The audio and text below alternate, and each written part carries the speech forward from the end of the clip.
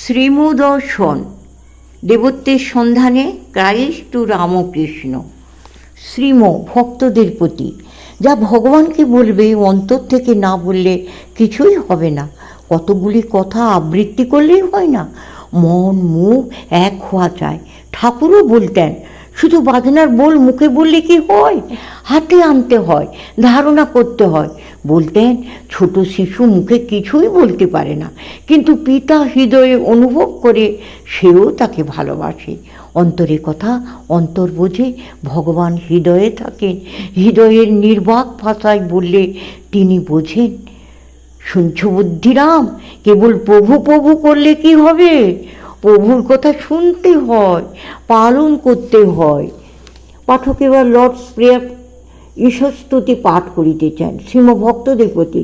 Christ কীভাবে প্রার্থনা করতে হয় তা নিজে প্রার্থনা করে শিখিয়েছেন, তাই বলে লর্ডস প্রেয়ার। সকল খ্রিস্ট ভক্তগণই এটা করে।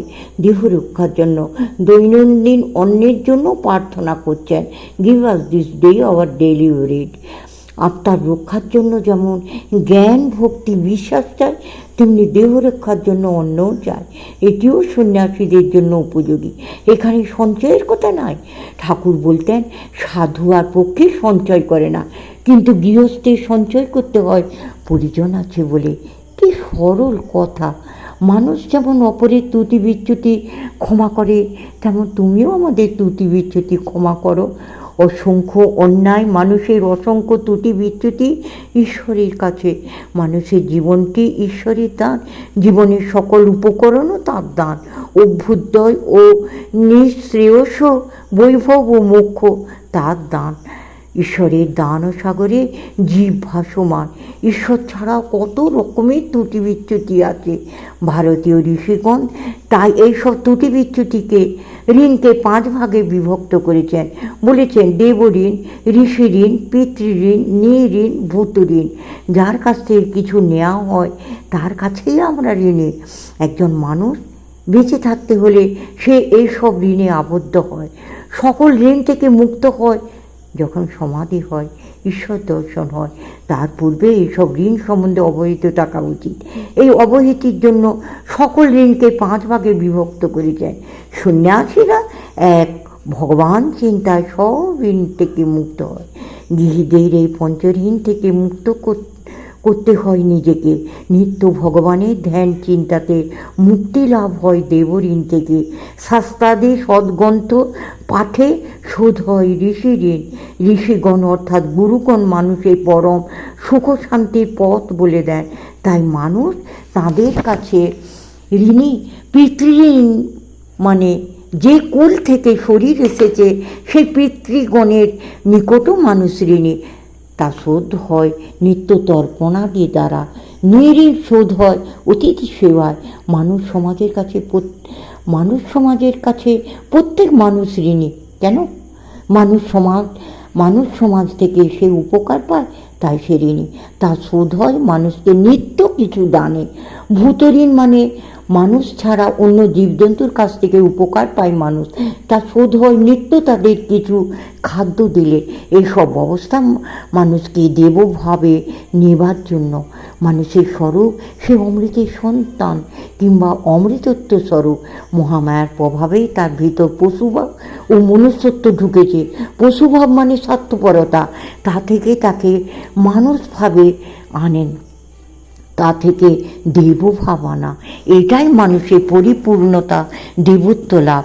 মানুষ ভাবে লেনদেনও আচরণীয়, গিভ অ্যান্ড টেক, তা থেকে দেবভাবে যায়।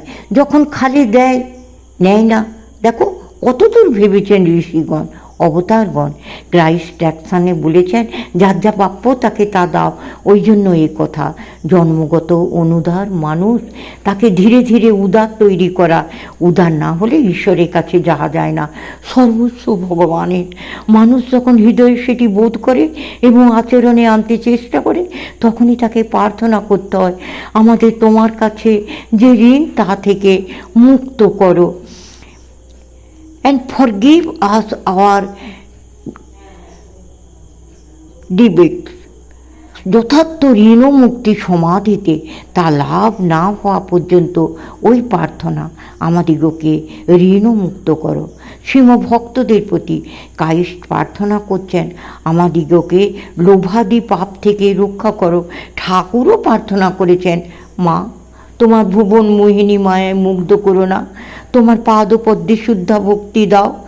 সর্বদা এই চলছে, কাম ক্রোধ লোভাদিতে ফেলবার চেষ্টা, তাই কাতর হয়ে সর্বদা প্রার্থনা করার প্রয়োজন যাতে ওতে না ফেলেন। এই লর্ডস প্রেয়ারের মতো ঠাকুরেরও একটি প্রার্থনা আছে, বলছেন আমি দেহ সুখ চাই না মা, অষ্টসিদ্ধি চাই না মা, শতসিদ্ধি চাই না মা, কেবল তোমার পাদপদ্মে শুদ্ধা ভক্তি চাই, শুদ্ধা অচলা অমলা অহৈতুকী ভক্তি। আর এই করো যেন তোমার ভুবন মোহিনী মায়ায় মুগ্ধ না হয়।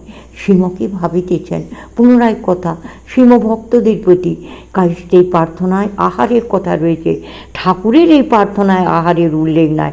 ঠাকুর কেবল একটি জিনিস চাইলেন, অহৈতুকী ভক্তি, এটি পেলে সব পাওয়া হলো। তবে অন্যত্র আহারের কথা আছে, টাকা মাটি মাটি টাকা। এই বলে যখন সব জলে ফেলে দিলাম তখন ভাবনা হলো মা লক্ষ্মী যদি খ্যাঁট বন্ধ করে দেন, এই কথা বলেছিলেন। মানে আহারের ভাবনা থাকবেই, যাবৎ দেহে মন আছে। এই আহার সমস্যা একটি প্রধান সমস্যা, তারও সমাধান করে দিয়েছেন। মা ঠাকুরনকে বলেছিলেন এই তোমার কুটিরটি রইল, শাক ভাত দুটি দুপুরে খাবে আর সারা দিন রাত রাম রাম করবে, আর রাত্রে একখানা বাতাসা দিয়ে এক গ্লাস জল খাবে। দেখো দেহরক্ষার কি অপূর্ব ব্যবস্থা, অত বড় প্রবলেমে এর সহজ সরল সমাধান। এই আহার নিয়ে সংসার, সারা দিন রাত এ নিয়ে ব্যস্ত থাকলে তাকে ডাকবে কখন? তাই যারা ঈশ্বরকে চায় তাদের জন্য এই ব্যবস্থা, শরণাগত হয়ে থাকা আর নিজের অবগুণের উপর লক্ষ্য রাখা, আর তাকে বলে সেসব দূর করার চেষ্টা করা। শ্রীম কী ভাবিতেছেন একটু বেশিক্ষণ পুনরায় কথা শ্রীম ভক্তদের প্রতি, ভগবান চিন্তা কি অত সহজে হয়? অনেকখানি ছাড়লে তবে হয়।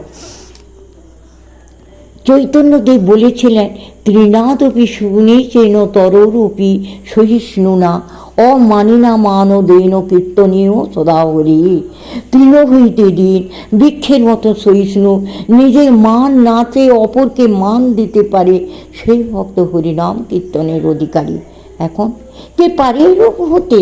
প্রথম যার অন্তত বুদ্ধিতে ধারণা হয়েছে যে ঈশ্বরের ইচ্ছা না হলে তাঁর দর্শন হয় না, আর তাঁর কথায়ও রতি হয় না, অথচ বুঝেছে কত ঈশ্বরই প্রিয়তম, সেই ব্যক্তি কতকটা দিনহীন সহিষ্ণু হতে পারে। কি করবে? সংসার আলুনি, অথচ ঈশ্বরকে ধরতে পারছে না। এই অবস্থায় কতকটা ওই সাধনের অধিকারী। আর দ্বিতীয়, সংসারের দুঃখ কষ্ট এটি মহাসত্য। এই সমাধানের ব্যবস্থা হলো সহ্য করো, সহ্য করো, বৃক্ষের মতো সহ্য করো। গীতায় উপদেশও তাই, তাং স্থিতিস্খ ভারত, ঠাকুরের কথাও তাই। তালস্ব মূর্ধন্য দন্তস্ব, যে সয় সে রয়, যে নাশ হয় সে নাশ হয়। ভক্ত যখন দেখে সংসার জ্বলন্ত অনল, ঈশ্বর শান্তির সুখে রাখুক, ঈশ্বর শান্তির সুখে রাখো, তখনই অবশ হয়ে ওই সব সহ্য করে। সব দুঃখ তখন সুখকেও দুঃখ বলে বোধ করে। ওই অবস্থায় আসে ওই সহিষ্ণুতা, বৃক্ষবৎ সহিষ্ণুতা। বৃক্ষ ফল দেয়, সেই ফলের বদলে লোক ঢিল মারে। পক্ষীকে আশ্রয় দেয়, সেই পক্ষী বৃক্ষের উপর মলত্যাগ করে। পশুকে ও মানুষকে ছায়া দেয়, পশু তার পাতা খায়, মানুষ তার শাখা প্রশাখা কাটে। অত অত্যাচার সহন করেও বৃক্ষ সকলকে অকাতরে ফল ও ছায়া দেয়। তেমনি সহনশীল ভক্তই সর্বদা তার নাম ও গুণকীর্তনের অধিকারী। সেই ভক্ত হৃদয়ে তাঁর সঙ্গে বিহার করে, আর বাইরেও সর্বভূতে তাকেই দেখে। তাই দিবানিশি তাঁর নাম ও গুণকীর্তন করে। মন ভগবানে নিবিষ্ট থাকায় বাইরের দুঃখবোধে মন তত বিচলিত হয় না। এ হলো সাধকের অবস্থা। আর সিদ্ধাবস্থায় ভক্ত হয় স্থিতপ্রজ্ঞ, দুঃখে সনুদ্বিগ্ন মনাহা সমন।